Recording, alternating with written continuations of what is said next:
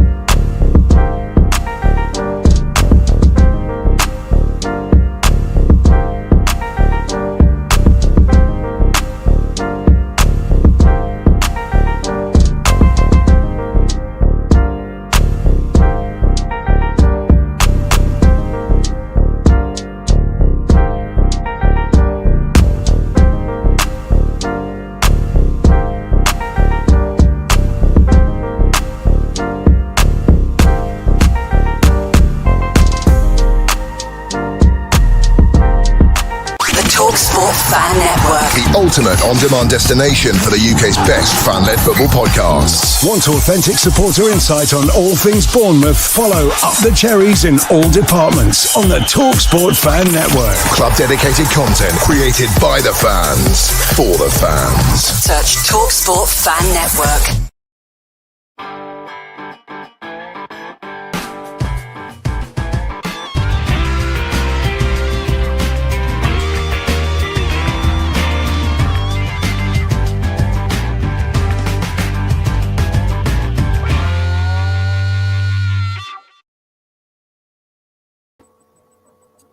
Oh, the screen's not set up correctly. Well, there we go. There's the first gremlin of the show. But hello, welcome back to On The Sidelines. It's 8 a.m. in the UK, just after 5 p.m. in Australia. And, of course, it's my co-host, Paul. Paul, how are you doing? Yeah, good, Matt. A lovely day here. It's been a little bit overcast, but brilliant. What are you looking at over there? What temperature? Yeah, a bit overcast at the minute. It's not meant to be a nice day according to the weather, but then it is a bank holiday, so there's no surprises there. So yeah, you may have already noticed from the thumbnail, it's a special show today. We're going to be discussing the Cherries' new boss, and we have a special guest who we're just going to bring in very shortly to discuss some history about Marco Rosa and some other little bits and pieces as well. So if you do have any questions for our guest, do pop them into the chat, and we will obviously put those questions to our guest, Ben, who will be joining us very, very shortly. Paul, what we'll do first very quickly is just bring up Spot the Ball for everybody in the chat. There's this week's Spot the Ball. You all know the rules, A, B, C, or D. Where do you think the ball is? Do pop them in the comments. I'll star them, and we will give the answer at the end of the show. But Paul, do you want to have your normal guess? Yeah, I'm a 50% here, Matt. I'm going to go for A. You're going to go for A, right? Okay, guys. So yeah, I see there's a couple of guesses coming in already in the chat, which I'm just going to star, guys, and we'll come to them at the end of the show. Just one quick last look for everybody. There you go, A, B, C, or D. An action shot from last year's fixture at Selhurst Park. But yeah, put your guesses in the chat, guys. So Paul, it's time to bring in our special guest. Would you like to do the honours and introduce? Yeah, this is Ben McFadyean, I believe, or McFadyean. I have to ask him how he pronounces that. But yeah, lovely for you to come on, Ben. Thank you very much. And hopefully we'll see him rather shortly. Here he is. Terrific. Hello, Hi, Ben. Welcome to On The Sidelines. And where are you situated, Ben? I'm in the Talbot Woods area of Bournemouth. Are you? Right. Down the road from the old Dean Court. Yeah, nice. Boscombe and Bournemouth Football Club. Athletic. Remember? Boscombe and Bournemouth Athletic Football Club, the longest name in the Football League. Yeah. Brilliant. Lovely to have you here, Ben. That's great. Thanks a lot. Yeah, no, it is. Thank you, Ben, for joining Paul and myself. Just before we go into a little bit into depth with Marco Rose, we're just going to jump into the comments because we've got quite a few comments coming in at the minute. Good morning. Looking forward to the show. That's from Julie. Julie, hope you're well, and all the Watkins gang. From Australia, David DaCosta. Morning, Matt and Paul. Another sunny day in paradise. Good luck to the Cherries and Spurs at Villa. Yes, David's obviously hoping Spurs can get those 3 points against Villa this weekend. Malcolm's in the house. Good morning, Matt, Paul, and everyone in the chat from a very sunny Berlin. Going to reach 24 today. Nice. Wow. Chris Hubble. Morning, Matt and Paul. Hope you're well. Hope you're well as well, Chris. Good morning. We're all looking forward to the show. Vanessa. Darren, excellent. Great to see you, Darren. Hi, Matt and Paul. Looking forward to my weekly fix of Up the Cherries and Apartments. Daz, Cherry Down Under. Yeah, hope you're well, Daz. Thanks for joining us. And Daz is in Perth, and that would be 2:10 in the afternoon there. Yes. Yeah. Yes, certainly will be. Colin, Matt and Paul. Colin saying good day. Hope you're well. Darren, loving the shirts, fellas. Yeah, there's a few different shirts. I've got a shirt on from 2008, I think. Ben, which shirt have you got on today? Oh, this is the special edition celebrating the 100th year of the stadium of Rote Erde, which is where our under-23s play, which is Dortmund's home until 1973. So it's the little stadium next to the Westfalenstadion, or commercially known as Signal Iduna Park. And it's basically where our women's team play in the third tier. And it's where the under-23s play in the fourth tier of German football, basically. It's a beautiful old stadium. Now it has a capacity of 9,999. But back in the day when we played, for example, Benfica in the 1965 season, it held 40,000. So, it's one of those iconic football grounds in Dortmund. And a lot of people will have seen it on their way to the Signal Iduna Park if they've been to a BVB game. Wow, okay. Wow, you learn something new. And this is what I love about doing these podcasts. And I know Paul does as well, that when we have guests on, we learn so much as well. So, interesting. John. Hi, Paul. Yeah, that's my friend, young Johnny. He lives down near Albion Park, which is New South Wales down there. But he lives near the beach. Right, okay. David, good morning, Matt and Paul. Obviously from Bournemouth, Dave. Yeah. Hi, Dave. And he sees that you've emptied your wardrobe, Paul. Yeah, well, Matt's got something in the mail for me, some of his shirts. He's got 110 or something. Something like that. Did you know that, Ben? He's a shirt collector. He's got about 110 different shirts. Question I have for you is, have you got the one which says Bournemouth and Boscombe on it with the cherry? I wouldn't have. Nah, not way back. But Paul's got one at the in off the back post, or the far post, which is my favourite shop in Bournemouth. Oh yes, yeah. I know. Yeah. Wow. Is that the one with the cherries on the crest? Yeah, cherries on the crest, and it says AFC Bournemouth, Boscombe and Bournemouth. And I just love that whenever I go to Dean Court, I love it when they chant out Boscombe, Boscombe, Boscombe, because it gives you such a sense of history, like real perspective. And Boscombe's a kind of I lived in Southbourne for quite a while. It's kind of a cool area in a way. It's like very mixed. It's the closest you get to London in Bournemouth. Yeah, no, definitely. Have you managed to get to many games at the stadium, Ben? I haven't been to a lot of games. I go to I know one of the players, so occasionally I'll get tickets. Last time I went, I actually sat next to Antoine Semenyo's parents, which was pretty cool. And that was against Everton and Manchester United this season. And then in the summer, I think Celta Vigo, well, one of the Spanish teams I went to watch. And then a couple of years back, I got press credentials for the Real Betis game, or whenever that was, about 5 years ago, and I got to meet Mark Bartra, who had been at Borussia Dortmund. I got to interview him, and I also got to interview Mark Pugh as well. And he was really cool, yeah. But funnily enough, Ben Gannon Doak came down to our church the other day here in Bournemouth, and that was pretty cool. Seems like a really nice, cool lad. So yeah, you've got a nice team there, definitely. And I've also interviewed one more of your players, Max Aarons, as well, when he was at Norwich. Max, So, yeah. But yeah, I've been to half a dozen AFC Bournemouth games. Maybe through you guys, I'll get to go to one or two more in the future. Well, yes, yeah, hopefully. But yeah, I mean, when you say the cherries being on the shirt, I mean, I've got one of the oldest ones I've got is this one, Red Chain 70s.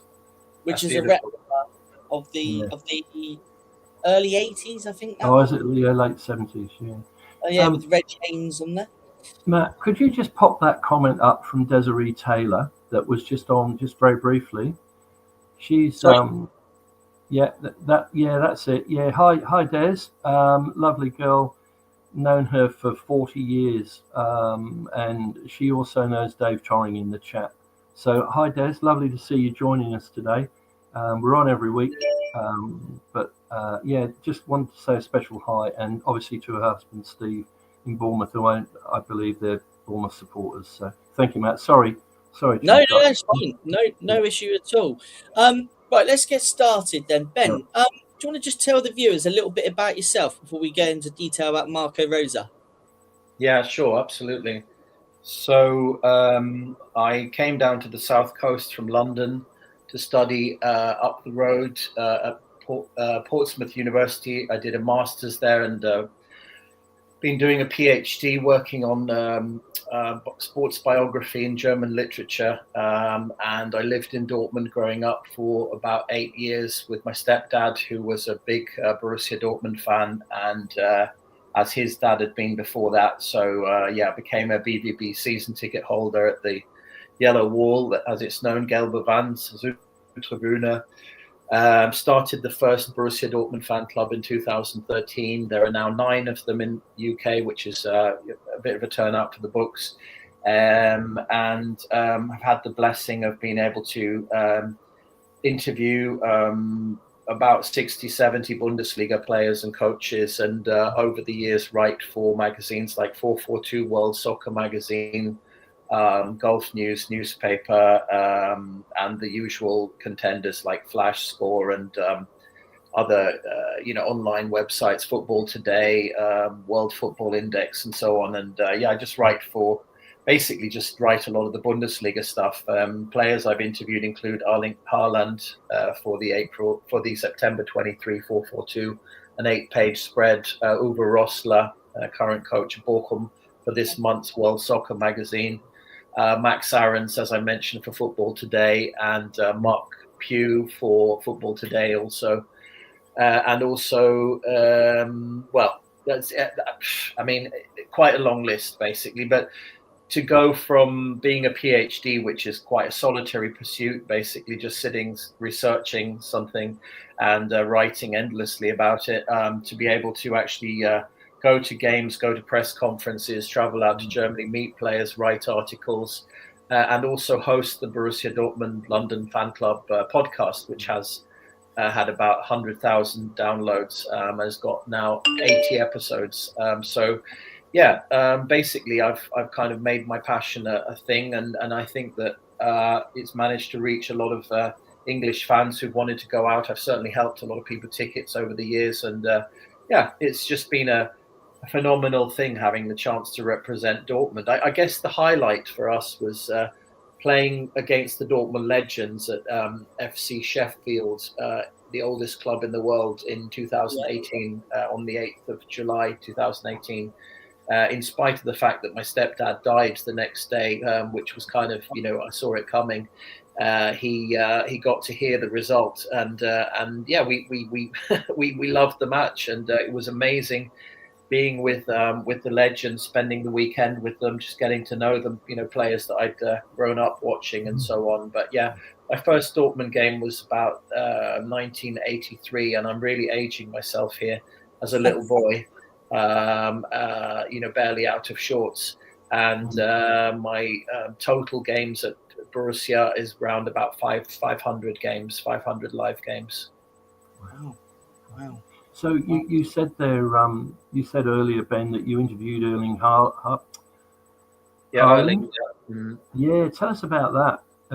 What are your memories of that? Was that what stage of his career was he at then? That was when he just literally moved to Manchester City, basically. Was it? Wow. Yeah, so it's an 8-page spread in 442 September 23. And I was very fortunate because Andre Bergdolmo, 60-time Norway international, was a very good friend of his dad's, Alf Inge. And basically, Andre was at Dortmund in the 2000s, early 2000s, and I've known Andre now for years. And Andre is one of my best ever podcast guests. If anyone listens to our podcast, perhaps you can add the podcast somewhere in the chat so that people can catch it. But basically, there's some wonderful interviews on there, and yeah. So I had the kind of the inroad on Haaland, basically because of his time at Borussia Dortmund. There's an annual Christmas party that Borussia Dortmund invites all their fan club presidents to, and believe it or not, the players get behind the bar and pull the pints, and you get autographs, and it's only for the president, so it's a relatively small group. We have 1,000 fan clubs around the world, so the maximum people that are ever going to be there is 1,000 people.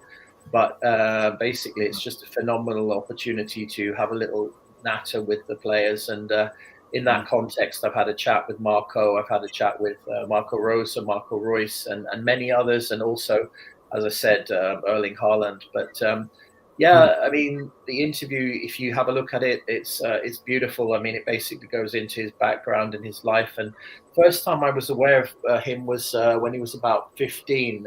He scored 9 goals in a game, under 17s game for Norway. And I was, at the time, I was reporting for a magazine called The Jersey, which is now defunct. But I was reporting at the India Under-17 World Cup, FIFA World Cup, which England went on to win with players like Phil Foden. And that was really where Jadon Sancho emerged, another player who I've had the blessing of getting to know a bit.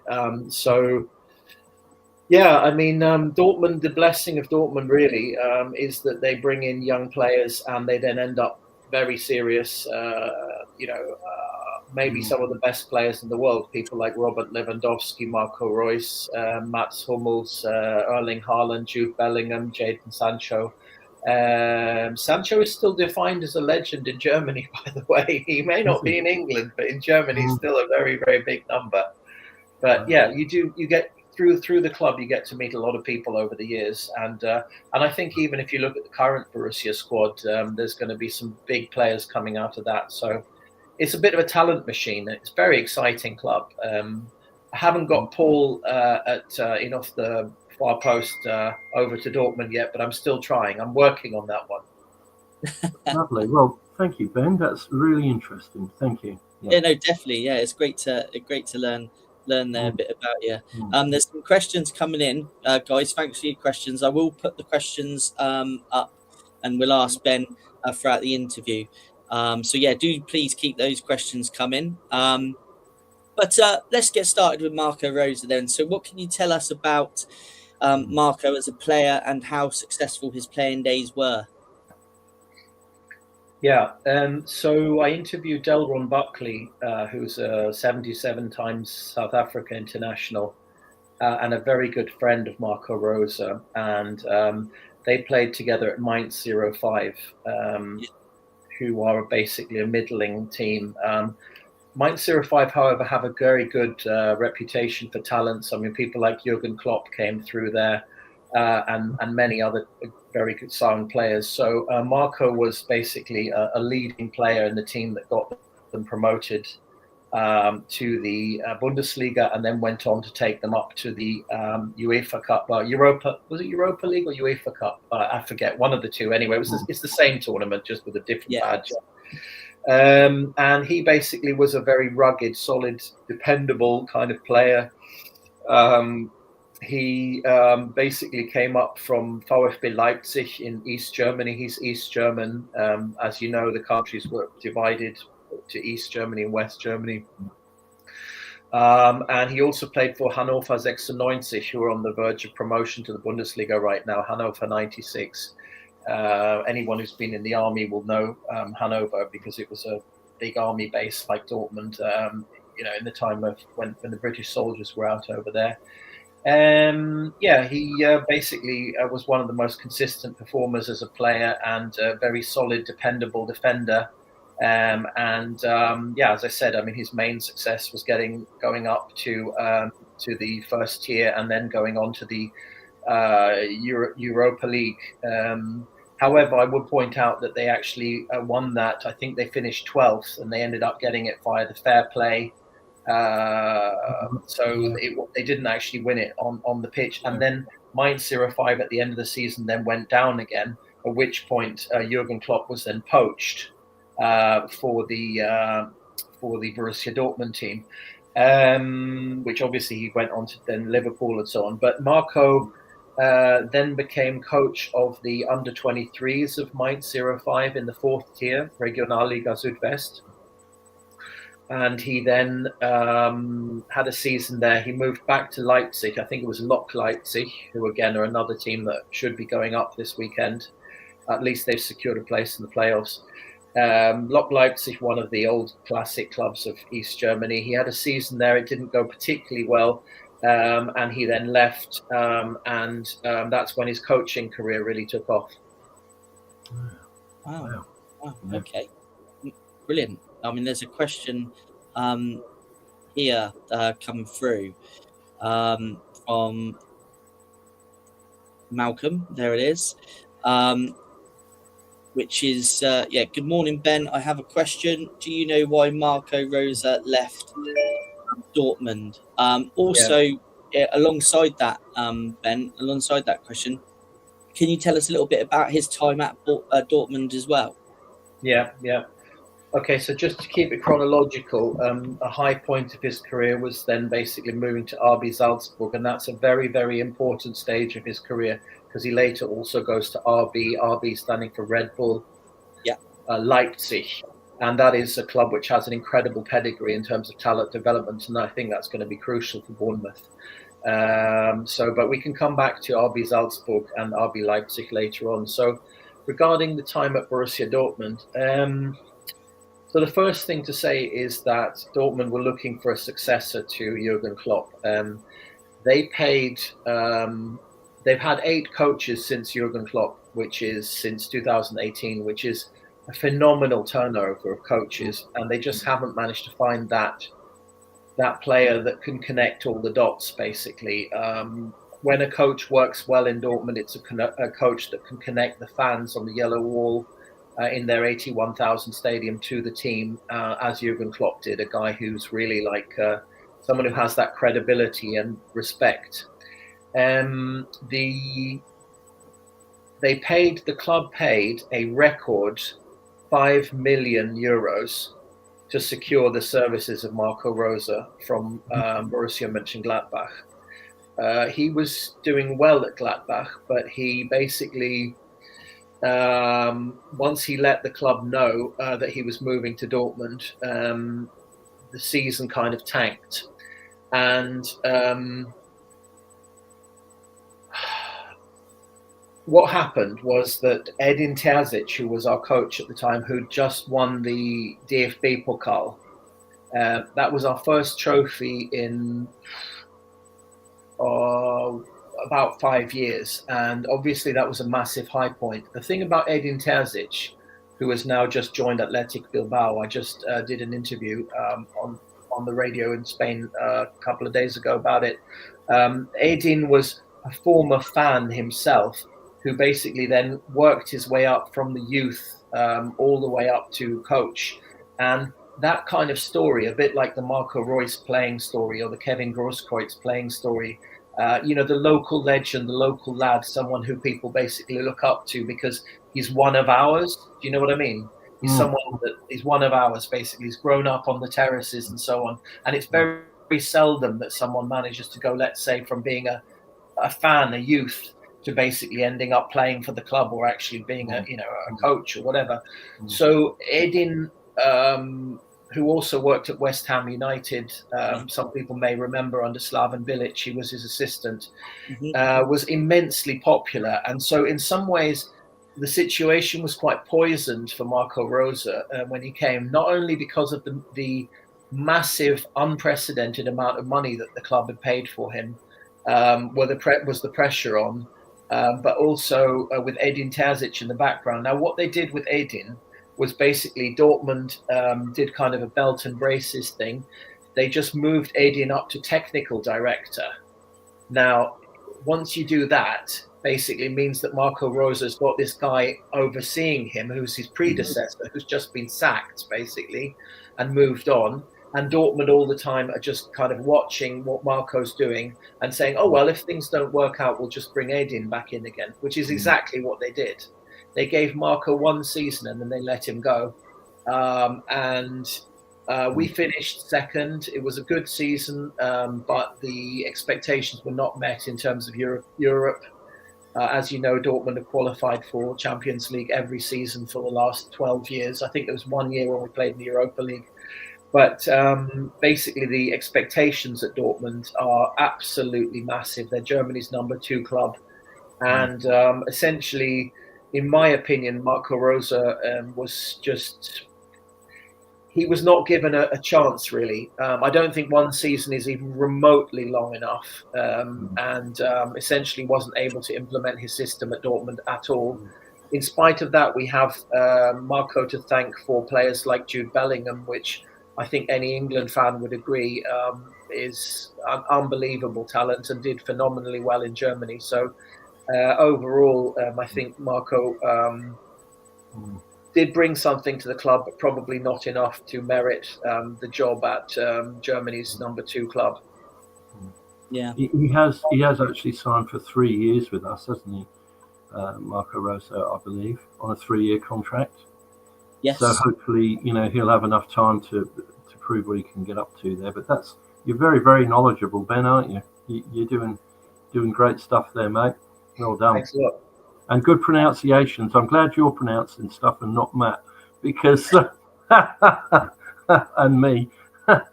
Yeah, Excellent. that's just an interesting question has come through actually, which kind of ties into a little bit recently from Vanessa.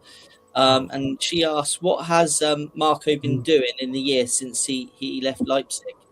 Yeah, that's an absolutely fantastic question. So he's been linked to a lot of different clubs, including Wolfsburg, Spurs and other clubs, but he basically got a payoff of about £1 million. And I know that doesn't sound like very much in your terms, in Premier League terms, but I mean, the Bundesliga is run on a much, much smaller budget. So if you consider that 5 million that was paid as being unprecedented in Germany, I mean, I know that Chelsea just paid 25 million for Liam Rossignol, only to sack him like 4 months into his tenure.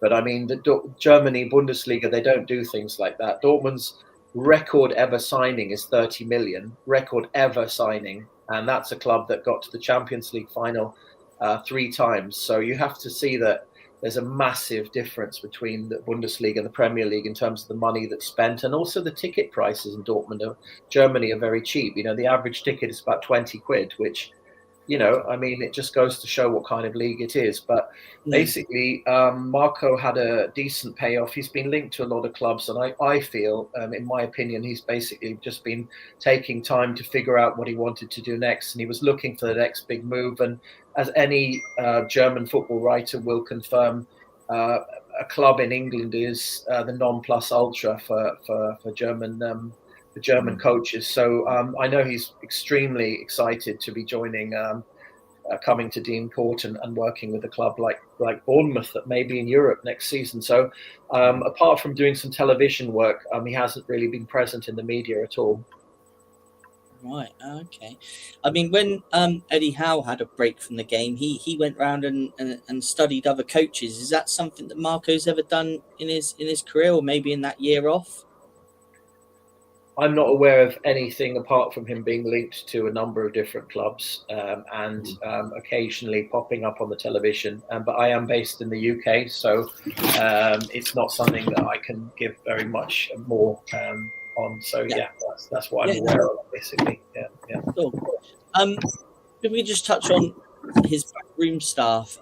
Does he have the same people that tend to assist him, or was he working with a number of different jobs. Yeah. So basically, in terms of who he might bring to Bournemouth, I think that's difficult to say.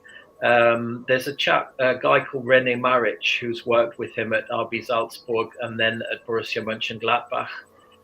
He's currently an assistant coach at Bayern Munich, and I think getting him away from Bayern, who obviously under Vincent Kompany are on course for a quadruple this season. They're in the German Cup final. They've won the title, their 35th title. 10 titles in 10 years. I tell you, in 11 years, because Bayer Leverkusen got one in 2023. But I don't know whether René Maric will be willing to leave Bayern Munich, but I mean that would be somebody who has worked very closely with Marco Rose, and as you say, I mean they do tend to bring their people with them. So if you look at what Jurgen Klopp did when he moved to Anfield, obviously, he brought in quite a number of German and Dutch people, everything from the coaches to the physios to assistants and so on. So I could imagine, and I said this in the Bournemouth Echo when I spoke to Alex earlier in the week, Alex Smith, is it? That you probably are looking at not just a couple of guys in the back room, but also I think players as well. And I've already seen rumours of players that have been linked to your club from the Bundesliga, which will be interesting to talk about. Okay, so which players have been linked then, Ben, and what do you think of those? Well, according to the media in Germany, I write for Ruhrnachrichten and Ruhr24 and Fußball.de in Germany, and also Flashscore in Germany.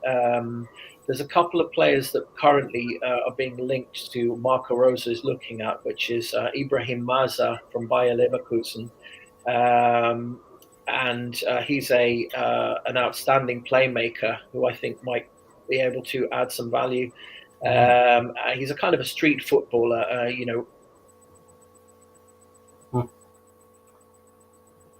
kind of player that we all love, like Ryan Cherky. I don't know if you like Ryan Cherky as a player. Is he Man City, isn't he? Yeah, Man City. Yeah. Another player, I think. Again, he was part of the championship-winning team. Another player that's been linked that Marco Rose would be interested to bringing in is Luis Openda from RB Leipzig, Red Bull Leipzig, I should just say. He's a striker. Fast-moving, very, very clinical finisher. Again, I think that could be an advantage for you. And then Malik Tillman, who's currently at Eindhoven, who've done incredibly well this season. I think they've won the title, if I'm not mistaken, in Holland. But correct me if I'm wrong on that one. But Tillman is, again, a hard-pressing midfielder, high goaler, highly physical, big presence in the midfield there. And again, those are all very good players. Another player that he's been linked with is Saba Schlager as well, who has worked with him before at Salzburg. And again, I think that would be a really good signing for you. So, and then finally, Stefan Leiner as well. But we'll have to see basically what happens. But I could imagine, because your budget is relatively similar to that of a Bundesliga club. So I could imagine that the kind of players that you can buy from the Bundesliga, I would have to emphasize that Nick Woltemade and Florian Wirtz are the absolute exception. So those are two players that have cost gigantic amounts of money, as did Kai Havertz and Timo Werner before that. But if you look at it on average, the average German player that comes over to England tends to be in the mid-20s, 30s, and so on. Basically, they generally work out pretty well. Remember that Norwich City, when they were promoted in 2018 under Daniel Farke, who, again, I think he's done very well at Leeds United, they had 11 former Bundesliga players in the side. So, that's what Daniel Farke did at Carrow Road. And so I think you could probably reasonably predict that certain players might come over from Germany to AFC Bournemouth this summer. Interesting. Yeah. Interesting. Well, yeah, there's going to be a very interesting and I think a very exciting transfer window for Bournemouth, to be honest. And that some of the names you mentioned there are very exciting. So it'd be great to see, who we can bring in, add to the squad. I'm very, very excited. Even though we're losing a great manager in Andoni, I think this new era is going to be very exciting. But just to touch on a little bit more, maybe on Jurgen Klopp's influence on Marco, as a player and as a coach. Yeah, well, basically RB Salzburg, or the Red Bull franchise of football, which includes the club out in New York, the club in Salzburg, the club in Germany, and now they've bought 25% of Leeds United as well. They basically, everybody knows the Red Bull drink. I'm sure most of us have drunk it at some point. Personally, I can't stand the stuff. It makes me all sort of jittery. But I don't like caffeine anyway. But basically, they bought a club out. They've gone around buying clubs. They bought a club out in Germany called Markranstadt. I think it was 2011. And they were in the 7th tier, and they basically set themselves up to get promoted to the 1st tier within 10 years. I think they achieved that within 5 or something like that, or 6. And Dieter Mateschitz, who was a Austrian entrepreneur who developed the Red Bull product, he basically was fanatical about football. He then went on to buy the Salzburg club, which was formerly called Austria Salzburg, who were the top club in Austria, and then again changed their colours to the colours of Red Bull, red and white, from purple and white. And basically they have kind of injected a whole lot of cash and ideas into football. One of the first things they did was to bring in Ralf Rangnick, which I think some people may remember from his time at Manchester United. Mm-hmm. And he's now the head coach of Austria and has taken them to the World Cup. Phenomenal. I mean, he's the absolute brains over in Germany. He's one of the most respected. He's the Arsene Wenger, let's say, of Germany. One of the most respected, most competent technical minds. You could almost say a football genius, somebody who, he's just a phenomenal mind. And he's developed a lot of the strategies and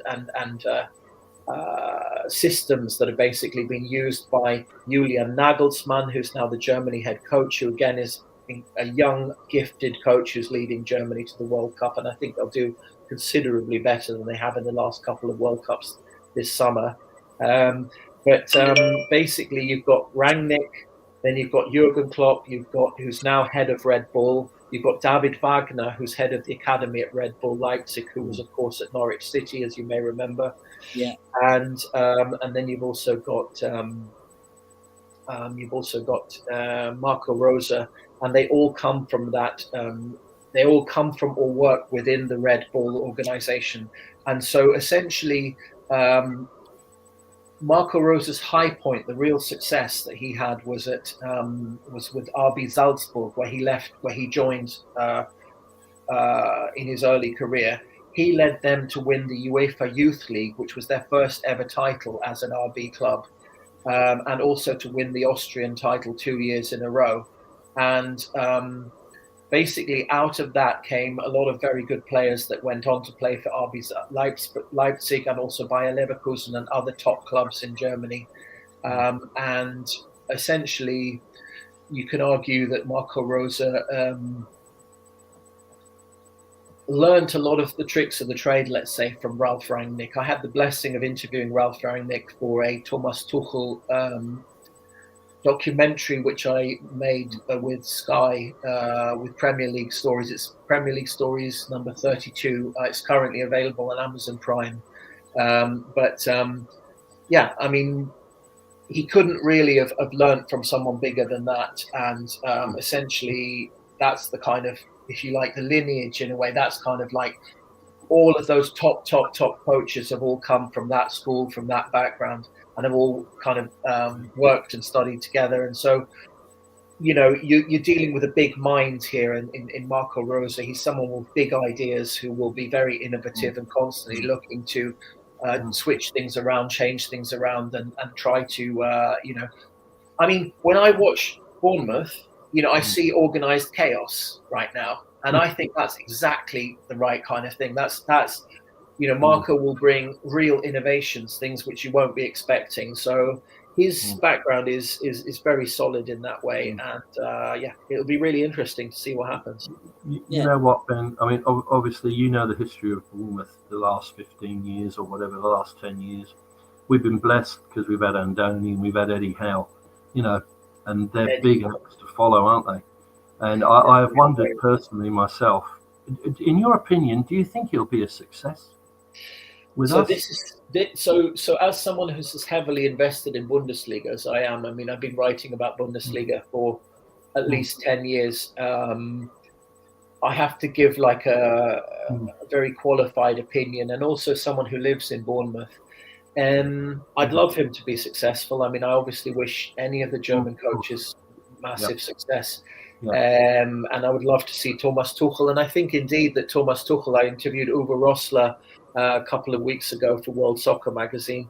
And he's now at VfL Bochum in the second tier in Germany. And he said that Thomas Tuchel can do it and he can bring back the bacon for England this summer. And I actually think he's possibly right. I mean, Tuchel's definitely right up there.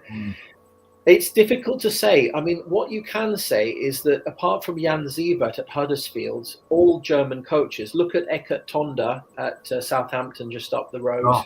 And I've always wondered why Bournemouth don't have a derby with Southampton. That just seems so weird.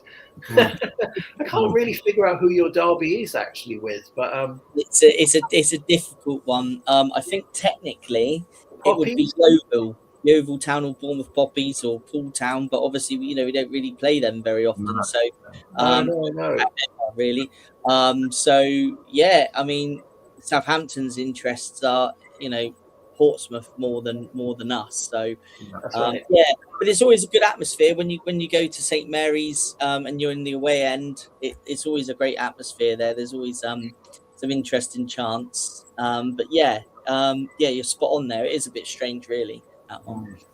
Well, I think if you look at Danny Roll, who went from Sheffield Wednesday to Glasgow Rangers, and he's now taken them up to top 3 and a very good chance of winning the SPL. Although, quite honestly, I'm sure all of us neutrals want Hearts to win it. But Danny Roll, Tonda Eckert. Tonda Eckert was only an assistant manager again at RB Leipzig again, and he's done phenomenal work at Southampton at the Saints, probably going to go up. I hope they're going to go up, frankly. I think, Jurgen Klopp is another example. Daniel Farke is another example. David Wagner, and so on. Oliver Glasner, again, has got massive pedigree in the Bundesliga. What he's done at Crystal Palace and probably next at Chelsea. I mean, what he's done for Palace is absolutely unbelievable, basically. So, I mean, I think it would be very fair to say that German coaches do tend to do very well in England, wouldn't it?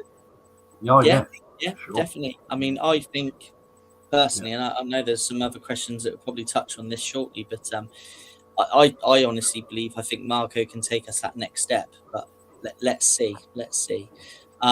Interesting couple of questions coming in here, guys. I will get to your questions shortly, but a comment from Darren. Ben has amazing knowledge and makes for an intriguing and rewarding show, well worth watching and keeps the channel interesting. Thanks for that comment, Daz. I know you've put a question in as well, mate. I will get to that shortly. I'm going to try and tie your question in with other questions. Darren also says, I can see Marco Rosa bringing a new and inciting progression to our football style. Personally, I support him with a glass half full mentality and will ignore all the people already down talking him. Yeah, there's been a lot of split sort of opinion on it, but I'm very, very positive about it personally. The Brighton derby, the battle of the South Coast in sand, finer than pebbles. Yeah. But if I could just ask a question to you, Ben, from the comments here.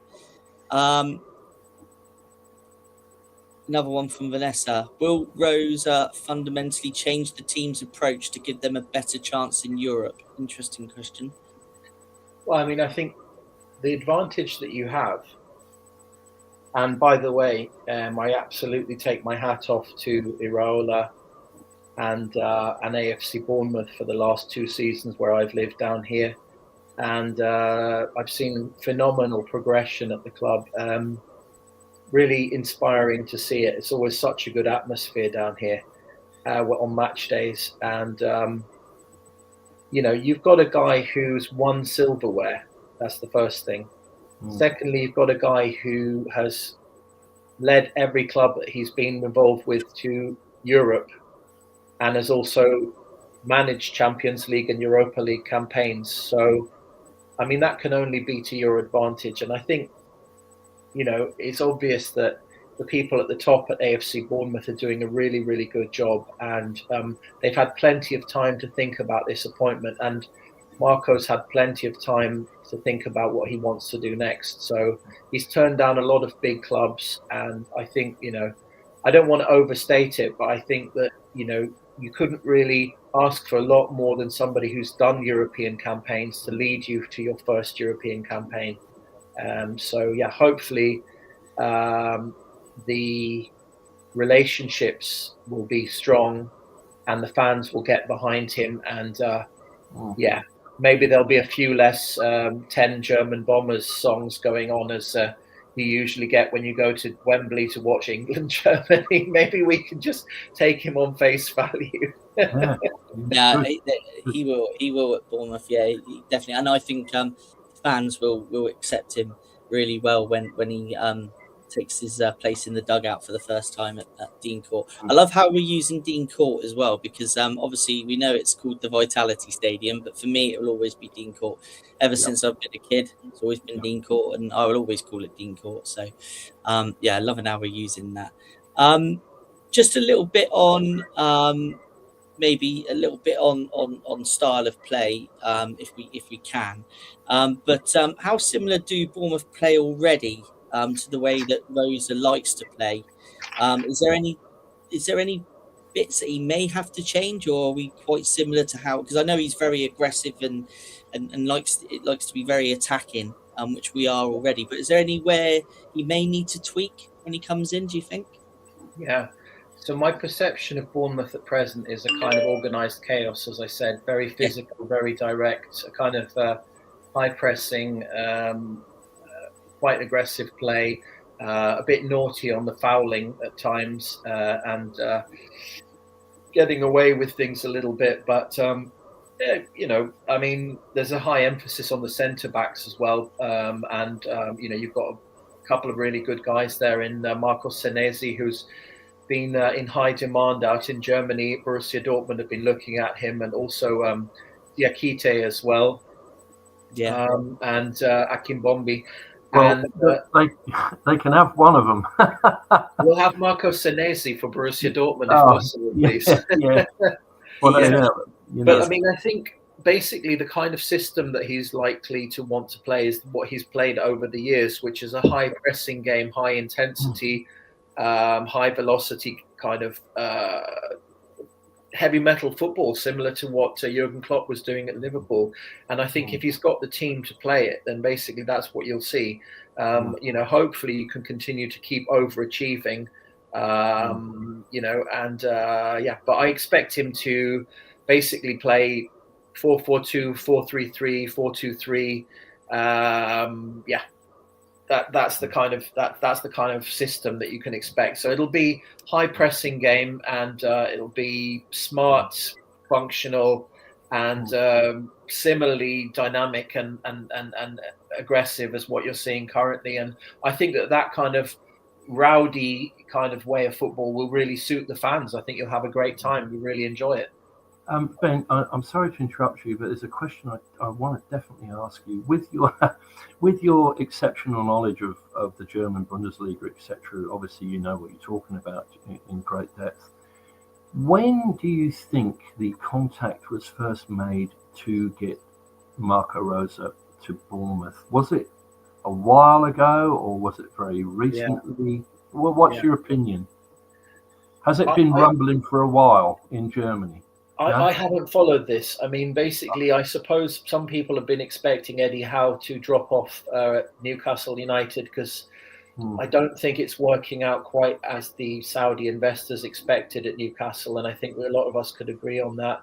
So I think that probably people might have thought that maybe Eddie Howe might be a candidate to come back to Bournemouth. And, I think as he's such credible pedigree as a player as well. And, he's one of those guys like Jurgen Klopp at Dortmund that can unite the fans and the and the stands, the stands and the pitch and the dressing room. So, I mean, I don't know.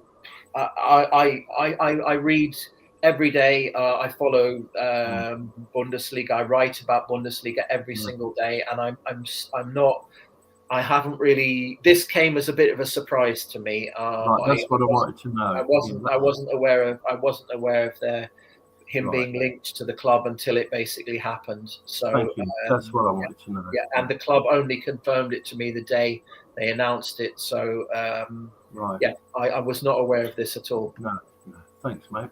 It's great. Thank you. Darren, I would love to hope he changes our record of scoring only 3 goals from 186 corners. And 1 in 62 is something he can definitely work on and improve. That's an area definitely that Marco can leave an impression on, Ben. Yeah, I mean, without a single shadow of a doubt, you've got a coach there who will work on set pieces. That's a kind of a German. If anyone who's been following Germany over the years knows that they're brilliant at set pieces and penalties. Can we agree on that one? Germans are brilliant on penalties. Yeah. Hard to disagree.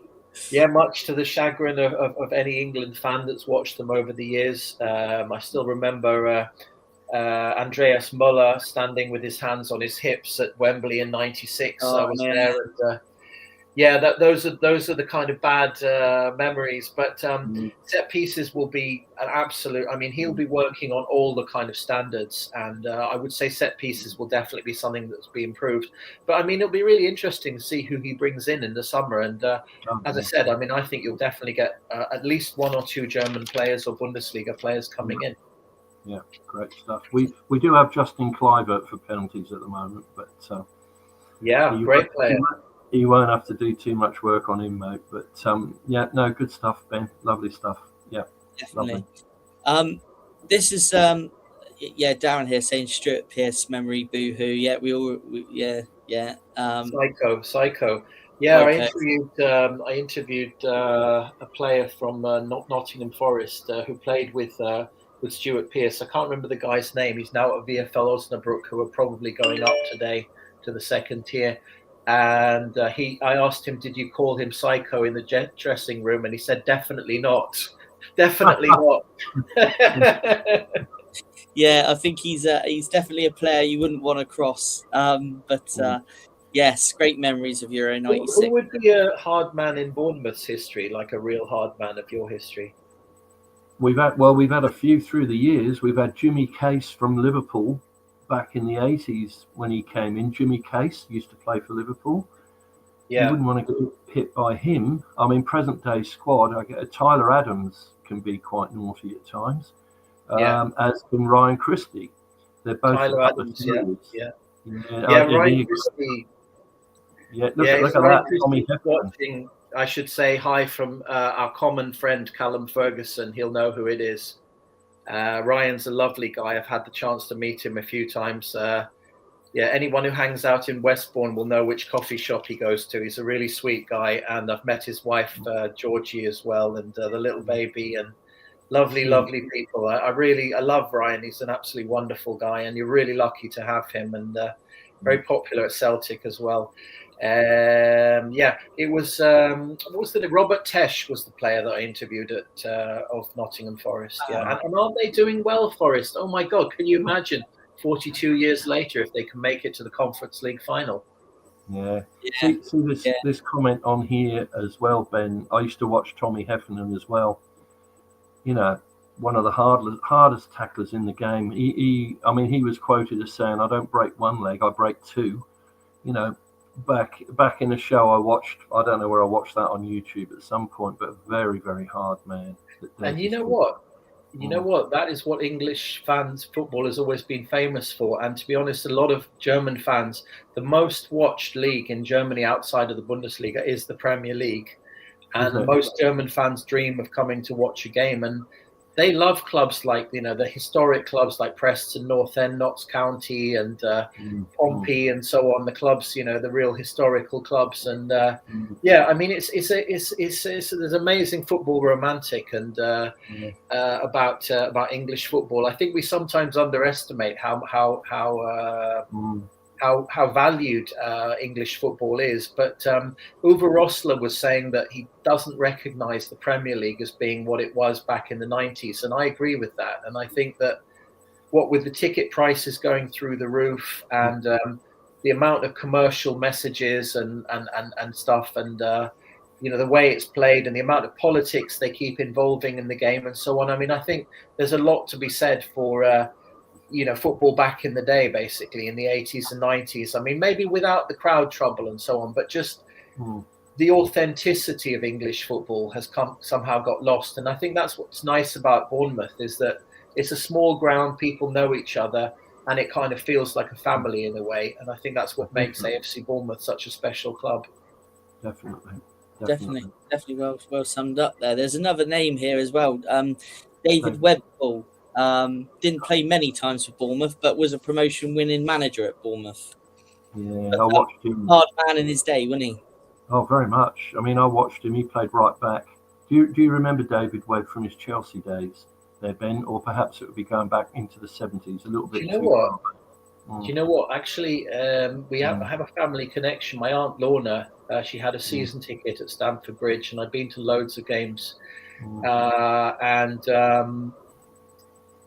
I actually, because I moved to Germany when I was about 11 years old, I kind of been following the Bundesliga ever since. I watched the Three Lions, and I've been to see England at World Cups and things.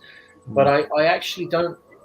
What I do generally is I tend to just follow the local club. So when I'm living here in Bournemouth, I'll follow AFC Bournemouth, and when I was living in Oxford, I'd go to the Kazam and watch Oxford United for my sins. Through my association with Portsmouth University, I've been to Fratton Park a whole load. So I just tend to follow the local club. This season, I've been going down to watch Poole Town, believe it or not, and Aunt Pat and Joe doing so well to get them all the way to the playoffs. They lost at Gloucester City midweek, but I hope there's some Poole Town fans on the show as well. And again, best greetings to Joe and Pat, and I hope that Poole Town make it up, because National League South would be a phenomenal achievement for the little club. They've been around a long time, mate. I used to ride my bike out there when I was at school to go and watch them on a Saturday, all those years ago, at Poole Town. Yeah, so incredible. Yeah. Incredible. I love non-league in England, actually. It has more of the Bundesliga spirit, more of the German kind of down-to-earth spirit. Cheap tickets, everybody knows each other. Yeah, it's nice. Yeah, I've noticed on your YouTube channel, you interviewed their top scorer, didn't you? Yeah, I did. Yeah, Shaq Wendwe, 44 goals this season. 44 goals in one season, and he's eligible for Malawi as well. So I'm sure that he'll get a chance to break into the internationals if he can make it into the top 3 leagues. Wow. Shaq, I mean, what a nice guy. I think anybody's loving him down there. But anyway, let's get back to AFC Bournemouth, because you've got some really nice guys as well. And you know what? As I said to Alex Smith at the Echo, bring back your man there from Rangers, your Max Aarons. Bring him back down again. Bayern Munich have wanted him for years. You should get that guy back down. I don't know how well he's doing at Rangers, but he has been on the radar in the Bundesliga for several years now. I am a big Max Aarons fan. I love Max. I think he's a fantastic player. Just not too sure why he hasn't worked under Andoni. Hopefully, maybe Marco might be the man to give him that opportunity. But he's got some stiff competition here now. I mean, obviously, Jimenez has been absolutely fantastic this season. Probably one of my players of the season. Absolutely love that guy. He's fantastic. And obviously, then you've got the experience in Adam Smith, who's still going to be around next season as well. So he'd have a bit of competition on his hands. But yeah, as a player, when we signed him, I thought it was a great signing. And especially for the money we signed him for. We signed him at a fraction of the price of what he was being compared to. So, Yeah, technically, he's still a Bournemouth player. He'll come back at the end of the season, and they'll decide unless they want to buy him because he's still got another year on his contract to go, 26, 27. So he's still a Bournemouth player. But as you say, Jimenez, he's not going to knock him out of the side unless he gets injured or something, And Smithy, he's not getting any younger, but he still does a job, as you say, Matt. But yeah. No, we've also lost an awful lot of players, as you know. I won't go on because we all know who we've lost, but a couple that broke my heart, obviously, was Semenyo, Antoine Semenyo, and look at the class. He's just taking. He's just. I know he's. I watched him. I was in England when I was there last October, and I watched him play. And the players can't get near him. I've seen defenders try to knock him off the ball and they just bounce off him. He's just solid, isn't he, Matt? You watch him every fortnight, don't you? He's just solid, isn't he? Incredible. Yeah, and you look at today's transfer market, they picked up a bargain there, mate. 65 million for him. That was a bargain. In today's terms of all these players that are coming in 110 million or 95 million, and you look at Semenyo, 65, he can knock spots off him. This guy, he can run all day. But we're off the track now, Ben. We're talking to you, and you're a lovely guest, and it's great to have you on. And thank you, very, very, very appreciative. Very appreciative. Yeah, absolutely. I mean, I think the way players like Jack Grealish have been wasted at Manchester City, and also that player that moved from Norwich City. What was his name again? Again, a highly talented midfielder from Argentina. I can't remember the guy's name. It'll come back to me. Anyway, Man City have a history of wasting players, and maybe you'll get Semenyo back at some point. But I mean, I've seldom seen such a brilliant player at Dean Court. Basically, absolutely unbelievable. I agree. And as I said, I sat next to his parents for the Everton game. His mum was called. I can't remember right now off the top of but it was his parents were sitting next to me on the left, and then behind me was his personal fitness coach, a guy from Jamaica, and basically it was really cool for me to actually have a chance to talk to them about and see the way they celebrated their son so much. I mean, I think it's actually a real shame that he's not willing to play for England, to be fair, because I mean, imagine if we had Semenyo in the England side. I mean, my God, that would just be wonderful, wouldn't it? I mean, we're so blessed. Yeah, definitely. And I've been lucky enough to sit near his family and his friends as well. And it's been lovely to see, especially when like Semenyo scores and just see how happy they are and proud of him. And obviously he's doing really well at City now. And we will get to see him at the World Cup with Ghana. You're going to see him in a fortnight, Matt. Yes, it is a fortnight, isn't it? Yeah. I'm sure you get a fantastic reception. Larry and Della are the parents. That's the ones. Comment here quickly from David. What a lovely guy, Ben. A breath of fresh air and so knowledgeable of all leagues. Cheers, Ben. Yeah, absolutely. It's been excellent to have you on with us today. There's a question I just want to tie in with something quickly. So some news broke yesterday that first team technical director Simon Francis is set to leave the Cherries at the end of this season. So it's rumoured, or I don't know how close the deal is or what, but apparently Richard Hughes, our former technical director, is set to be going to Saudi, and I believe it's the club that Ronaldo plays for. Maybe correct me if I'm wrong, but it looks like he's taken up a position there, and it looks like Simon may be going with him. El Halil, I think it's El Halil or something. I think like it's that. Al Nassr. Oh, is that the one? Is it? Oh, it's not Al Nassr then. I think it's another yellow club. And blue. Yeah. I don't know. You know what? Just very briefly on the situation, I was quite shocked when I heard that, because I suddenly thought, well, We lost Richard Hughes. Now we've lost Simon Francis. We've lost Andoni. We're losing a lot of people upstairs, aren't we? You know, good people going, which doesn't help. But it's suddenly come out of the blue. So he's off at the end of the season.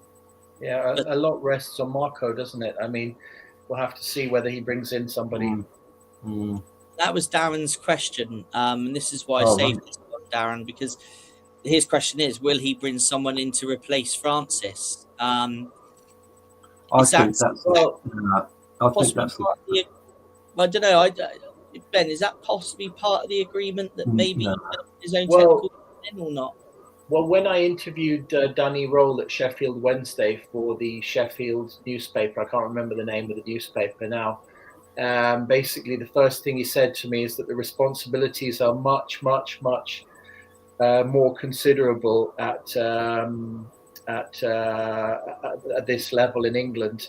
In Germany, they don't call the coach manager. They just call him the coach or trainer, basically. And here you call him a manager, which basically suggests that he has a much more administrative and kind of executive level function within the club, much more decisions about transfers, much more decisions about other things, sport, the direction of the club, basically. So German managers have to get used to having that kind of higher level position, and they're not really used to that when they come over from Germany. And so, I mean, I would imagine that it's a very, very good chance that Marco Rose will have an influence on that. But I mean, from the club's perspective, I think any decision they make has to be independent of Marco Rose, because you have a history in England. I mean, we've seen this with Chelsea. We've seen this with a number of clubs, which are just merry-go-rounds of managers, basically, of kind of just churning and burning through coaches. And West Ham United, Tottenham Hotspurs are a terrible example of that. Absolutely unbelievable, the quality of coaches that they burnt through. You know, I personally, I know that Bournemouth are relatively loyal to their coaches. They don't, I mean, in recent years, they haven't kind of burnt through that many in recent years. But I mean, at the end of the day, I don't think that Marco will have the opportunity to influence that at this stage, and nor probably should he. You need to bring him in his function as the coach and let him deal with sporting matters. So I would imagine that, I mean, I just hope for you, and I don't mean to knock the American owners because they've done a wonderful job, but I hope that you don't basically get someone in from the United States, because that really hasn't worked in the examples where it's been done in the past in European football. So I'm just glad you don't have an owner like John Textor, basically, at Crystal Palace. I mean, what a disaster that guy has been. He's now trying to buy Eintracht Frankfurt, who, by the way, have the same strip as Bournemouth. Maybe you should have a friendly game against Eintracht. Yes, definitely. Brilliant. There's some a couple of other questions come in. One from Malcolm, I think, there, which we'll ask very shortly. But Ben, what we do each week on the show is myself and Paul, we take a look at the Premier League fixtures. So would you like to take a look and have a guess at maybe what the results may be with us? Yeah, definitely. And by the way, it's Emi Buendia was the player that was phenomenal at Norwich City and absolutely sank at Manchester City. Complete waste. And as your reader said, Calvin Phillips, again, wonderful, wonderful player, especially for England. And what a total waste at City. So who knows? You might get some menu back, basically. You know, fingers crossed, fingers and toes crossed. Yes, I hope in some respects we don't, because I'd like to see his career go on from strength now, really. But yeah, we'd always welcome him back with open arms, definitely. But yeah, let's take a look at the Premier League fixtures then. So last night, didn't see the game myself, but Leeds did beat Burnley 3-1, which I don't think any of us can really say that we are surprised about there. Paul, did you see the game? Ben, did you see it at all? I watched the second half, and I'll tell you what, Dubravka in goal. I don't know. Maybe it was just the way I saw it. I think he was awful. He was. You look at that second half, or all the goals that went in. Burnley's goalkeeper, he wasn't good. He was slow getting down and couldn't hold the ball, bumbling around. And they're run by Michael Jackson. I always thought he was a singer, but Michael Jackson's now the manager of Burnley, temporary to the end of the season. And I did see it, and it was all Leeds. Burnley stuttered and tried to come back a bit. They had a goal. Looked to the eye, it looked good, but it was given offside, the first goal. And then they did score, but it was all Leeds. They deserved the win, I think. And as we know, Burnley have been relegated. So that was that little number. Did you see any of it? Did you see any highlights, Ben, or anything? No. From my perspective, Daniel Farke, who is the ex-Borussia Dortmund under-23s coach, he's wonderful to see what he's doing here. I met him when he was at Borussia Dortmund, and he did a great job at Norwich, getting them promoted twice to the Premier League. And I think he's done really well getting Leeds United promoted, taking them to the semi-final of the FA Cup, and now keeping them up. I mean, there's no doubt at all they're staying up. And then I would just pop a little bit of aggro in there in saying that Jordan Bayer at Burnley has denied me, in spite of having a common friend, an interview this season. So I'm not going to say I'm happy to see Burnley go down. I liked them under Vincent Kompany. I saw them play at Carrow Road. But to Jordan Bayer, bye-bye, and enjoy Pompey next season. Oh, good stuff. Excellent. Well, I didn't see the game, so I can't really. I did see it. Let's take a look at the fixtures anyway for today. So there's some big games there. 3 o'clock, you've got Brentford, West Ham. Also at 3 p.m, Newcastle and Brighton. Wolves, Sunderland, and then the tea time kickoff is Arsenal, Fulham. So we always tend to go through the fixture one by one and give a little prediction on who's going to win. Paul, do you want to go first with Brentford, West Ham? Yeah, I personally, I know Brentford are going for Europe, but I actually think West Ham have got to win. They're going to go. They have to win. They can't, even if they get a draw, it's not really going to help them. So I'm going to go with West Ham myself. What do you reckon, Ben? That's it. I mean, the Hammers for me. I lived in London for the best part of 10 years, and been to been to watch West Ham a lot. My friend Chris has a season ticket down there with his 2 sons, and sometimes he passes the season ticket over. I've been to Hammers twice this season, and obviously they had Niklas Füllkrug, which is a former Borussia Dortmund player. And I've managed to interview Freddie Canute, who played for West Ham as well, and loved the guy. And I have a soft spot for the Hammers, and I'm very, very eager for them to stay up. And I think it's going to be very, very difficult, to be fair. I really can't see. Maybe the fact, as you said, that Brentford have already qualified, that will they'll take the pressure off West Ham United a little bit. But I mean, I could see it ending in a draw, basically, which hopefully might be enough for West Ham. Yep. Yeah. What about you, Matt? I'm going to go West Ham, Paul. With me, Club that, like I say, always keep an eye out on their results. Long affiliation with Bournemouth. With the Harry Redknapp connection and the players that we used to get on loan from West Ham. So, I'd like to see West Ham stay up personally. So I'm going to go with West Ham there. I know Brentford's going to be a difficult game. I'm going to go with West Ham on that one. Ben, let's start with you on this one. Newcastle, Brighton. What's your thoughts on that one? Well, it's Pascal, from my perspective of Bundesliga, Dortmund. It's Pascal Gross on the one side, and Nick Woltemade, who Borussia Dortmund are looking at bringing back to the Bundesliga, on the other. And by the way, they won't be paying anywhere near 80 million for him if he does come back. Newcastle are going to lose a lot of money on him.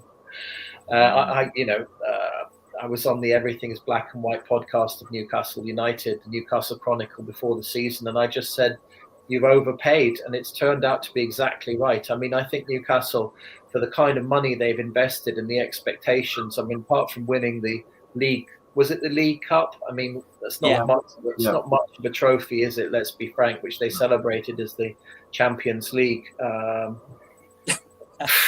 mean, it's got to be a home win for Newcastle, but again, I mean, I'd say it's been pretty tight. Oh. Look, if Eddie loses this one, mate, he's going to be dropping down that league pretty sharp. That's the thing. I've gone for a draw, but who knows? Who knows? You must be a mind reader, Paul, because I'm going draw here as well. Do you know what? I hate to say it, and I don't want to see more pressure on Eddie, but aren't they? And they're not, the easiest sides to break down sometimes. And I don't know. I just think they can nick something at St James's. So I'm going to go with a draw there. Yeah. Wolves Sunderland. I think Sunderland will get 3 points on this one. Oh. Yeah, I'm going to go for a draw again. I think, because I mean they lost. Didn't they lose 5-0 at home, Sunderland? Didn't they? There's something not quite right there. But I'm going to go for a draw. I don't think Wolves have got anything to lose. They know they're down. They're going to be playing for a contract, or they're going to be playing that other people are going to be watching them. But what do you reckon, Ben? Yeah, I'm with you there. I think Regis Lebris has done an unbelievable job at Sunderland.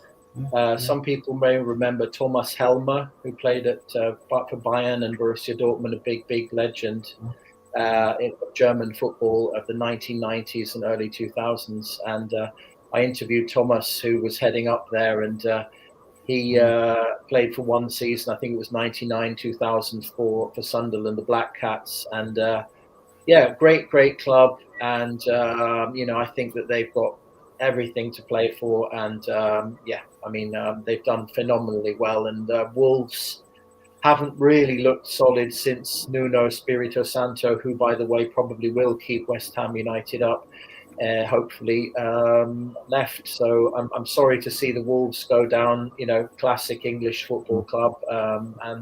Really sad, really, frankly. But I think Wolves, as you say, Paul, are completely, it's over, basically. Yeah. Time for a complete change of scene at Wolverhampton Wanderers. Yeah. Okay, well, there's the 3 p.m. kickoffs sorted out. But let's have a look at the tea time one then. So Arsenal Fulham. So as we all know, Arsenal definitely want the points, obviously, with this title race going on. I think Arsenal will edge it personally, but Ben, what do you reckon on this one? Well, from a Bundesliga perspective, that's Kai Havertz against Bernd Leno. And both clubs have a phenomenal Bundesliga background in terms of players like Thomas Rosicky and also Socrates and also Pierre-Emerick Aubameyang playing for Arsenal. And again, also Fulham have a phenomenal Bundesliga pedigree as well, players like Niklas Jensen, Andre Schürrle and so on. So I tend to follow clubs which have Bundesliga players or German players in it. I honestly... Guys, I may not be popular saying this, but I don't like Man City at all, partly because they bought a lot of great players off Dortmund like Manuel Akanji and Erling Haaland, and often for very little money. I mean, not enough anyway. And I just think that Arsenal got to do it this season. I think they've had a bit of a wobble, but I really hope that they're going to win the title. And Fulham haven't got that much to lose. So, Fulham, by the way, I went to watch them at West Ham United, and I love the way they play. They've got some really good players in the side, and I think Fulham deserve another season, and Arsenal definitely need the title. I mean, I'm really up for the Gunners winning this. So a home win to Arsenal. Oh, yeah, I think they seem to get very nervous if they go a goal down. I dread to think. The fans seem to change and the atmosphere changes and they get very nervous, and Arteta runs around like a little rabbit under headlights up the sideline and back. But I don't know on this. This is a decisive game for the Premier League title, isn't it? Arsenal have to win. I'm going to go and just say just by the skin of their teeth, I think they'll win. But who knows? It can be a penalty, a send-off, a VAR, silly decision, can't it? It can be anything. It can change the whole thing. Yeah. Can be. Yeah. Can be. That's our predictions for Saturday. I know Paul's going to keep a track on how we're doing. I have. Yeah. Good.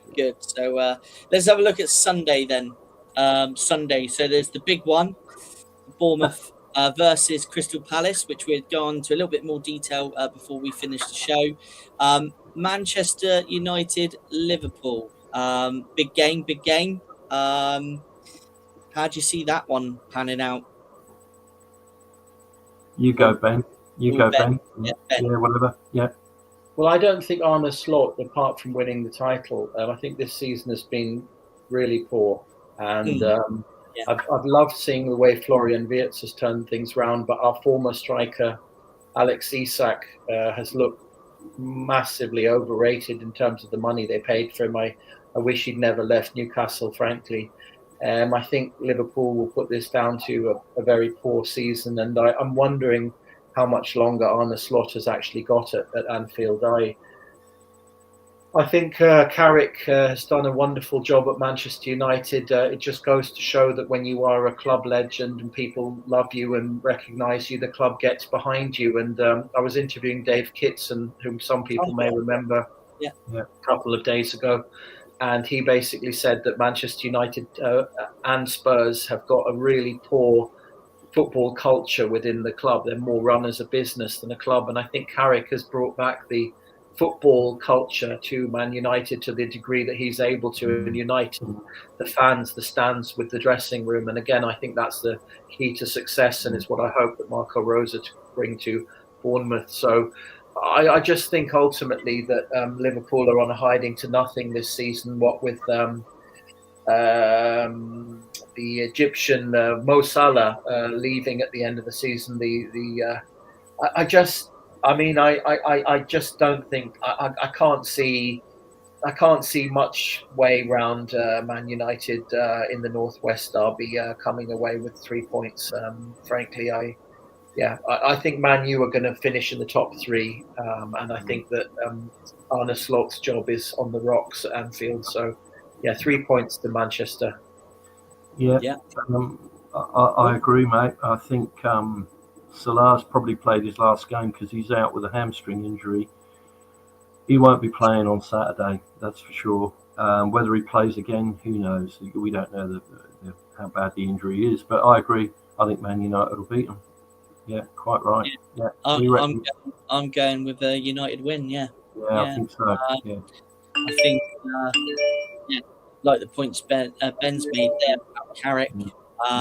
He has gone in there and turned them around, and I think, he does deserve the job on a permanent basis. I think, to get them from where they were struggling, what was it, mid-table under Amorim at the time, and now they're in that top four. Oh no, were they a bit higher than mid-table? But anyway, he's got them into that top four, and I can't see why they shouldn't really give him the job. But we'll see. 7 p.m. then Sunday night. And there was a comment put in by our friend David, because he's obviously a Spurs fan, and I think because we said that West Ham were going to win. Villa Spurs. Do you know what? I can't see nothing but a Villa win here personally. But then, what do you think on this one? Well, I was on the Home and Away Tottenham Hotspurs podcast this week, talking about Sebastian Kehl, Dortmund's former sporting director, who, by the way, is currently available. That could be one to join Marco Rosa at Bournemouth. Yes. And he's currently negotiating with Tottenham Hotspurs, and basically talking about how it's an imploding club, and how essentially a relegation could be the best thing for the club under the circumstances, to get rid of some of the fat, and some of the really highly paid players, and start again, depending on which coach comes in. I think Spurs are just, as much as I might not like to see it, I think they're, because they've had a lot of great German players like Steffen Freund, Jürgen Klinsmann, and so on over the seasons. I think Spurs are on their way down. I think Villa were very poor against Nottingham Forest, and usually a European Cup game like that of that standard will often result in a poor performance the following weekend. But I think Villa, as Paul said, have got more than enough in the tank to beat Spurs. And I'm sorry to say, the guys in N7, or is it N17? I think it's curtains for Tottenham Hotspurs, to be fair. Yeah. It was actually Matt that suggested Villa. I'm going to go right opposite to you. I reckon Spurs will win. I think they'll win. Oh, here we go. Villa 2. Aaron's going for a 3-2 Cherries win. Liverpool win 3-2, and Villa to win 2-0. You know, football's a strange game, isn't it? You can you can sit here and predict, and often we're wrong, and you think, wow, and it is silly things, as I say, like penalty decisions or VAR decisions that are all over the place, unfortunately. I think Spurs will win. And I when we did our relegation debate about a month ago, Ben, you wouldn't know this, but I actually said I thought that West Ham would go down. I'm still going that West Ham will go down. But that's just an opinion. It's an opinion. Yeah. I didn't know, Matt. I said that. And I'm sticking with that. I think Spurs will stay up. But as you say, it could be a bad thing if they stay up. They've got to learn this time. They didn't learn last season. But we're all human. We can only guess, and otherwise we'd be very rich people. Yeah. All right, Matt. That's definitely. But that's Monday. The Sunday fixtures anyway. But we do have a couple on Monday, which is Chelsea versus Forest and Everton versus Manchester City. Well, from me on this one, I can't see anything but a City win. And you know what? I think Chelsea, under their current interim manager, may get the win there as well. I think the guy that's gone in there, I think the players really seem to warm to him. I know he had a little spell as interim, I think earlier on in the season, wasn't it? And the players really seem to respond to him. So I'm going to go with a Chelsea win and a City win on this one. Ben, what's your thoughts on the two games here? Yeah, I mean, I think Callum McFarlane is definitely turning things around a little bit by little bit. But I mean, it couldn't really get much worse. And you know what? 25 million they paid to bring Liam Rossignol from Strasbourg over. And again, Dave Kitson spoke about Liam when he came over back in the day, a couple of months back, 4 months ago, and gave him his backing. And ultimately, it didn't really work out. But I mean, what can you do with a club which keeps switching managers every couple of months? I mean, what is the point of that, honestly? I mean, complete nightmare. And quite frankly, send us Jamie Gittins back, guys. I mean, what a waste. 65 million we got for him, and he's barely played a single game for Chelsea. And that's not the first time. They took Aaron Anselmino off us in January as well, just as he was settling into Dortmund. I mean, I really hate the way some of these US-based, I'm sorry to say, my dad was American, but I really don't like the way they're bringing this American sports model into the European football. It just doesn't work over here, basically. They're burning through money. They're loading the clubs with debt.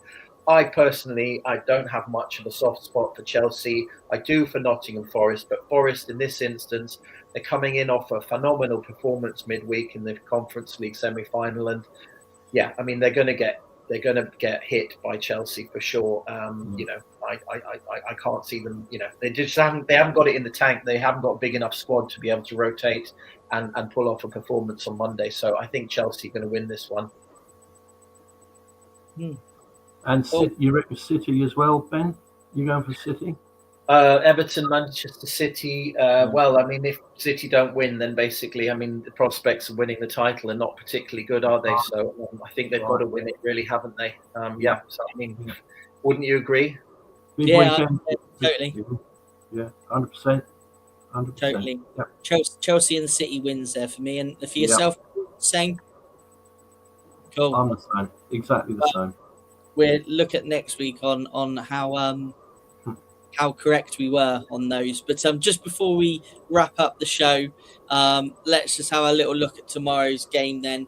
The Dean Court Social match preview, a little bit of an issue recording it this week through other commitments and stuff, but there will be something out at some point before the game, so that's when I'll give my views on it. But Paul and Ben, I'll let you guys take over on this one. You're our treasured guest, Ben, and a very welcome one, my friend. You go first.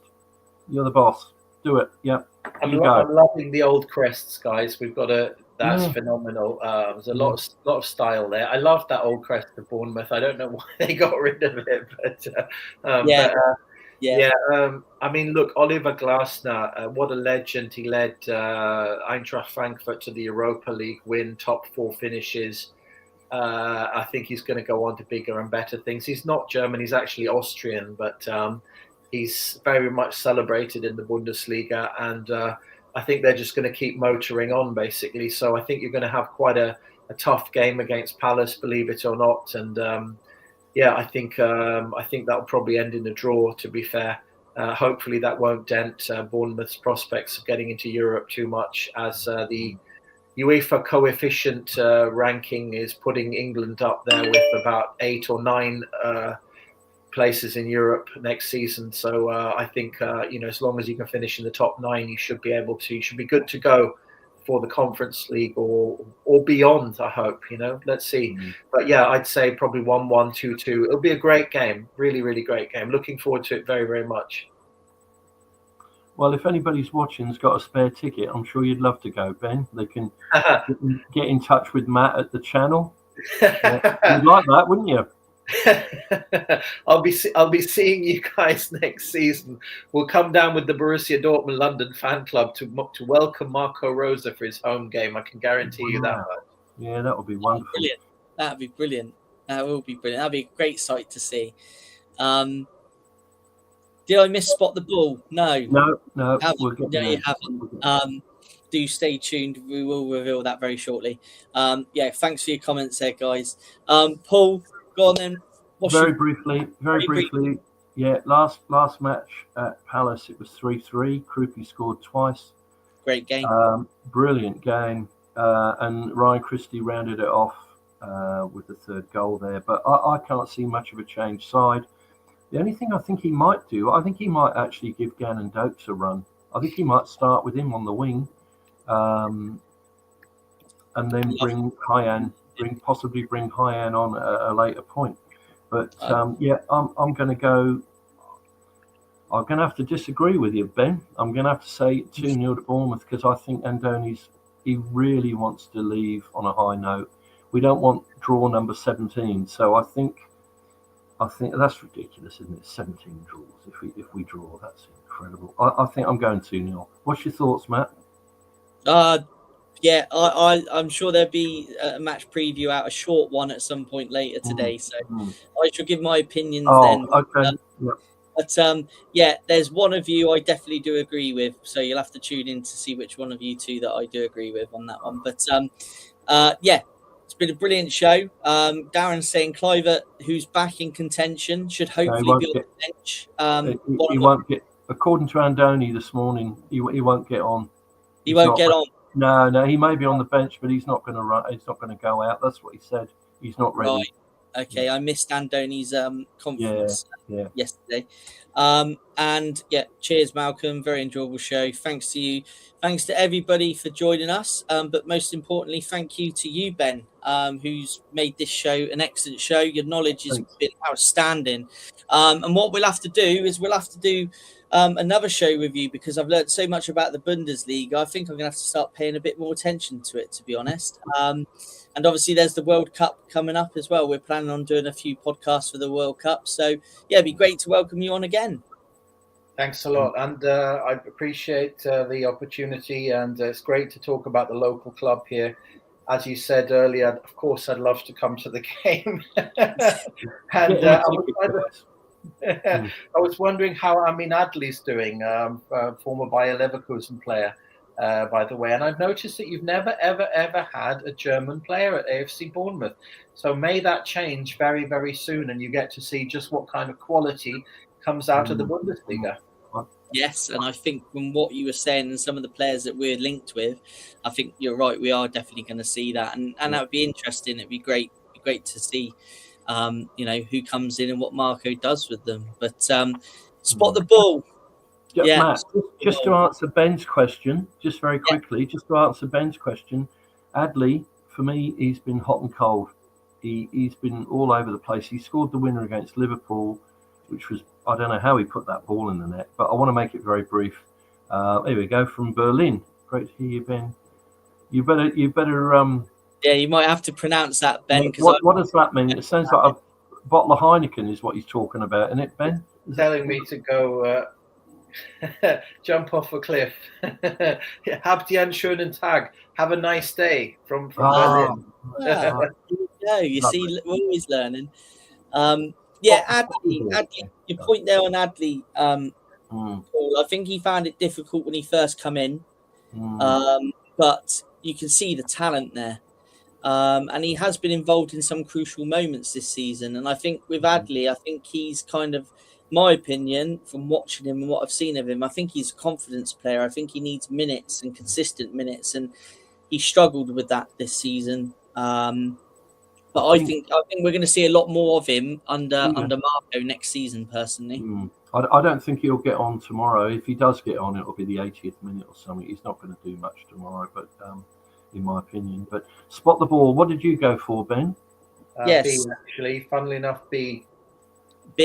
Okay. B well, let's have a look. So Ben's gone with B. Darren, Adley would come good next season. Totally agree with you, mate, on that one.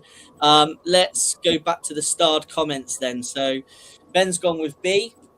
Chris has also gone with B. Malcolm's gone with C. Darren's gone with C. Colin, who's happy after Leeds won last night, he's gone with C. Vanessa's gone with C. David DaCosta has gone with C. Julie's gone with C. David's gone with C. Wow. And Paul, what did you go with? I went with B. Wow. You'd be right. Right. To be honest, I think that's the third one you've got in a row now, Paul. And I must say to everybody watching, I do not show Paul this. Paul does not see it. He sees it when you see it. So it's B.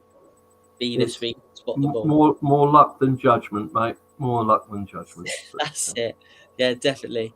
But that brings the show to a conclusion. And Ben, once again, thank you ever so much for joining us, sharing your expert knowledge with us. It's been fantastic to learn more about Marco that we may not necessarily see in the media and things like that. So, once again to you, thank you very much. And hopefully we can welcome you on again at some point. Yeah, thanks a lot. I would love that. And especially if you've got any prospects of signing a German sporting director, players, etc., whatever prospects, or if you're playing in the Europa League or Conference League next season and going out to Germany, who knows? It could be Borussia Dortmund. Yes. We've gone on a little bit too long today, Ben, because you're such a fabulous guest, mate. But no, although that's you're obviously extremely knowledgeable, and we really respect your views on here. But we are doing a World Cup special at some point. Yep. Perhaps we'd love to hear your views on the German team. Yeah, we've got our friend Peter coming on from Rio de Janeiro, from Brazil, and we would have a real international flavour if we. I know you're in Bournemouth, but with your knowledge of the German team and Matt's knowledge of England and Australia, forget about them. But and Peter with his. They're in. Oh, I know. Socceroos. We won't go there. Yeah, but and with Peter's knowledge of Brazil, has Paul got lotto numbers for tonight? Anyway, thank you so much, Ben. Thank you so much. I really appreciate it, guys. Really lovely that you could include my interest in this, and always happy to talk about the Bundesliga and to wish any former Borussia Dortmund coach well. And I think, you've got a really good manager coming in, and I hope it works at Bournemouth. And you know what? If you look at the way Dortmund do things, it's all about the fans, it's all about the stands, and it's all about what you, the faithful, the Bournemouth faithful, can bring Marco Rose. So a little tip at the end. Marco is a man of faith, so any of you people of faith out there in Bournemouth, you may well be seeing him at a church soon. Ben Gannon-Doak did a show at Bournemouth Oratory the other day with the BBC talking about his faith. And you know what? It's a big thing these days in football. It's a big thing out there. And maybe you guys really need that injection of faith to bring people together. And, you know, let's go higher than we already are. So, I mean, yeah, I love AFC Bournemouth, wonderful little club. And I really want to see you in Europe next season. So, yeah. Hopefully see you guys on the terraces sometime. Always happy to talk about Bundesliga and Germany national team. And thank you so much again for choosing to allow me to come on your show. I really, really appreciated it. And everybody have a fantastic bank holiday weekend. Yes, absolutely. And I couldn't think of a better way of rounding off. So we'll see you next time on the sidelines. Catch you soon. Okay, thank you.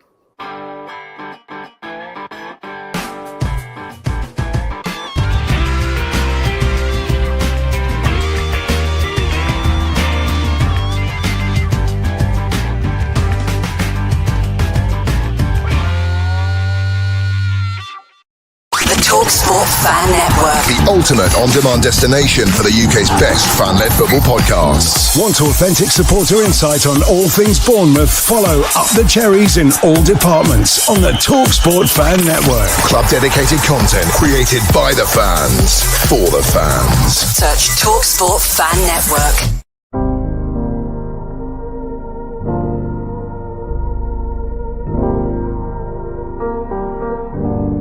I should be like you, Mel.